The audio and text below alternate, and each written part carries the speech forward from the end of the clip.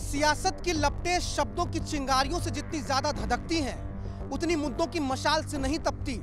शायद इसीलिए राजनीतिक बयानबाजियों में शब्दों के संतुलन और शब्दों के संदर्भ पर बहुत ज्यादा जोर दिया गया है, क्योंकि अगर शब्द थोड़े से भी हल्के पड़ जाएं, तो कीचड़ बहुत भारी फैल जाएगा। और ये तो सबको पता है कि फैले हुए कीचड़ पर अगर कुछ खिलेगा तो बस कमल ही खिलेगा।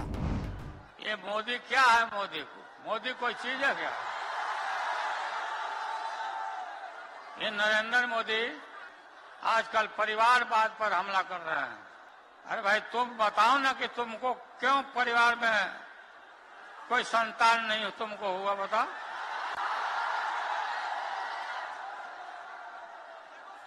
ज्यादा संतान होने वाले लोगों को बोलता कि परिवारवाद है, परिवार के लिए लोग लड़ रहे हैं।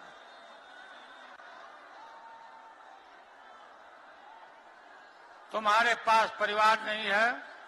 वैसे शब्दों के संतुलन बिगड़ने वाले इस वाक्य के लिए लालू प्रसाद यादव के ऊपर दोषारोपण करना गलत होगा, मानवीय कारणों से भी गलत होगा, क्योंकि लालू प्रसाद यादव की उम्र हो चली है, वो लंबे समय से बीमार भी रह रहे हैं, और फिर लालू प्रसाद यादव के लिए किसी का भाषण ढूंढ के सुनना शायद थोड़ी मुश्किल भरी होगी। और फिर जिसका 2 बेटा पहले से सरकार में रहा हो, जिसके छोटे बेटे पूर्व में बिहार के उप मुख्यमंत्री रहे हैं, बड़े बेटे यूट्यूब पर रील्स भी बनाते हैं, साथ ही साथ मंत्रालय भी संभालते हैं, तो ऐसे में लालू प्रसाद यादव को अपने दोनों बेटों से शिकायत करनी चाहिए कि आखिर तुमने मुझे प्रधानमंत्री नरेंद्र मोदी के 2 मार्च के भाषण को क्यों नहीं सुनाया, जिसमें नरेंद्र मोदी ने परिवारवाद के ऊपर सवाल पूछा था, न कि परिवार के ऊपर।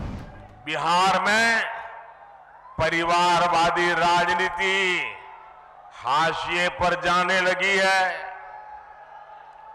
परिवारवादी राजनीति की एक और विडंबना है,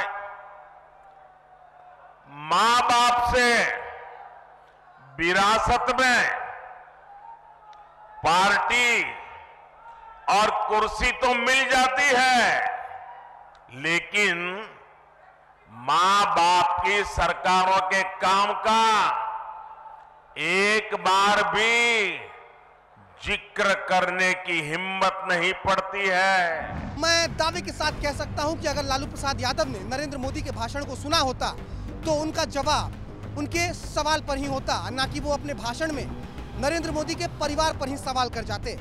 शब्दों का संतुलन बिगड़ा, कीचड़ फैल गया, और कीचड़ इस तरीके से फैला कि रातों रात उस कीचड़ पर कमल खिलना शुरू हो गया। भारतीय जनता पार्टी ने लालू प्रसाद यादव के इस वक्तव्य को बहुत पुरजोर तरीके से पकड़ा, इस तरीके से पकड़ा कि रात होते होते बीजेपी के तमाम बड़े कार्यकर्ताओं ने सोशल मीडिया पर अपने नाम के आगे मैं हूं मोदी का परिवार लगाकर अपना प्रोफाइल अपडेट करना शुरू कर दिया।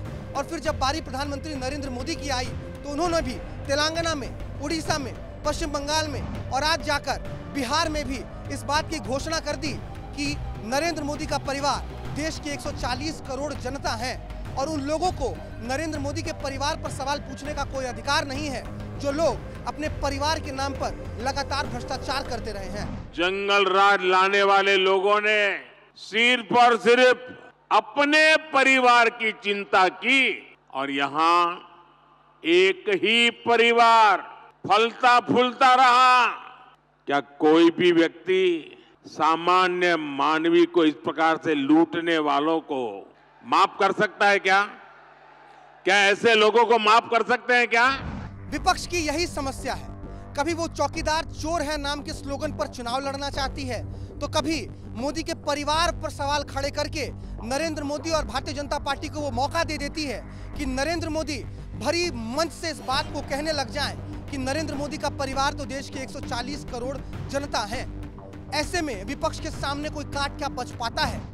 ये लोग कह रहे हैं कि मोदी का खुद का परिवार ही नहीं है, इसलिए मैं परिवारवाद के खिलाफ बात कर सकता हूं। ये लोग जानना चाहते हैं कहां है मेरा परिवार?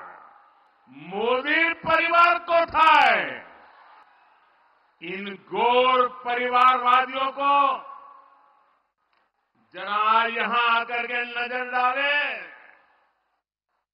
मेरे देश की ये बहनें जो यहां बहुत बड़ी संख्या में आई हैं, यही तो है मोदी का परिवार, यही तो है मोदी का परिवार। एटाई तो आमार परिवार। बिहार में तेजस्वी यादव जब पटना के गांधी मैदान से अपना ओजस्वी वक्तव्य दे रहे थे तो उसमें तेजस्वी यादव ने इस बात का पूरा ध्यान रखा था कि बिहार में एक ऐसी परिपाटी का विकास हो सके, एक ऐसी परिभाषा गढ़ी जा सके जिसमें यह बात स्पष्ट तरीके से नजर में आए कि बिहार में राष्ट्रीय जनता दल अब लालू प्रसाद यादव से इतर तेजस्वी के तेज के सहारे एक नई परिकल्पना गढ़ रहा है। इस परिकल्पना में शिक्षा की बात है, रोजगार की बात है, स्वास्थ्य की बात है, लेकिन एक छोटी सी गलती नरेंद्र मोदी के परिवार पर सीधा सीधा निशाना तेजस्वी यादव के तमाम कार्यों को ढहा ले गया। एक ऐसा कीचड़ बह गया कि जिसमें कमल खिलना तो शुरू हो चुका है और ये कमल इस तरीके से खिला है कि आप समझिए 2024 का जो स्लोगन है भारतीय जनता पार्टी का वो ये हो चला है कि मैं हूं मोदी का परिवार। बिहार के हिस्से कुछ आए या ना आए, लेकिन एक बात तो तय है कि 2024 की लड़ाई बिहार से ही शुरू हुई है और ये देखना बहुत दिलचस्प होगा कि ये लड़ाई बिहार में चुनावी परिणामों के लिहाज से किस अंजाम तक पहुंच पाती है। वीडियो जर्नलिस्ट राजा राम के साथ भारत सूरज, विस्तार न्यूज।